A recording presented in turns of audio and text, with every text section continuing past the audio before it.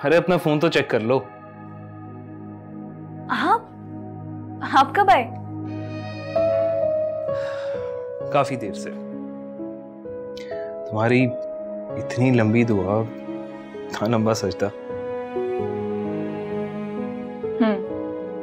बस ऐसी ही होती मेरी दुआएं और सजदे। और क्या तुम्हारी दुआओं की इस लिस्ट में मैं भी शामिल हूँ? कैसी बातें कर रहे हैं आप? जाहिर सी बात है। और कौन कौन शामिल है?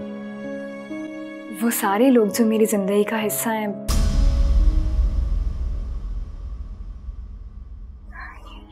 या थे। तो क्या सबको दुआ देती हो या बद्दुआ भी? बद्दुआ क्यों दूंगी?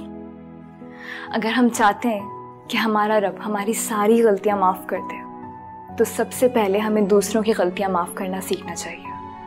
मुश्किल काम नहीं है ये। इसके लिए तो बड़ा दिल चाहिए। जब दिल में अल्लाह ताला बस जाते हैं ना, तो दिल बड़ा हो जाता है।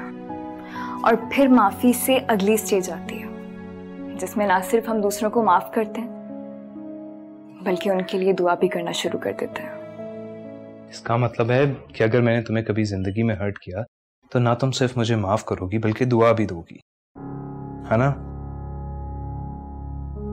ईमान, मुझे अब समझ आया कि तुम्हें कभी किसी दोस्त की जरूरत क्यों महसूस नहीं हुई।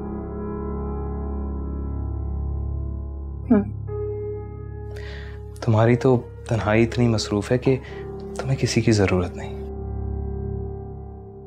कभी कभी तो मुझे लगता है कि तुम्हारे पास मेरे लिए भी वक्त नहीं है। हाँ, वैसी बात बिल्कुल भी नहीं है। इस वक्त इस दुनिया में अपने रब के बाद मेरे लिए सबसे ज्यादा अहम आप भी हैं, और मेरे सबसे ज्यादा करीब भी आप हैं। हाँ, जब अपने रब से बातें चल रही होती हैं तो दुनिया की होश नहीं रहती। लेकिन मुझे तो हर वक्त तुम्हारी जरूरत महसूस होती है। मुझे भी अपने जैसा बना दो। क्या ये मुमकिन है ईमान? क्यों नहीं? हर इंसान अपने रब से अपना ताल्लुक इसी तरह मजबूत कर सकता है। बस उस रब की बनाई हुई मखलूक को अगर आपकी वजह से कोई तकलीफ नहीं पहुंच रही और आप उनके लिए आसानियां पैदा कर रहे हो, तो समझें कि आपके रब से आपका ताल्लुक बिल्कुल पक्का।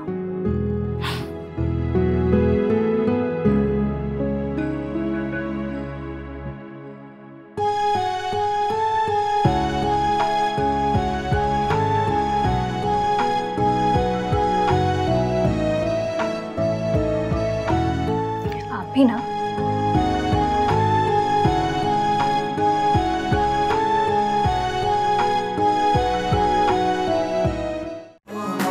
मेरे मौला है कैसी रुसवा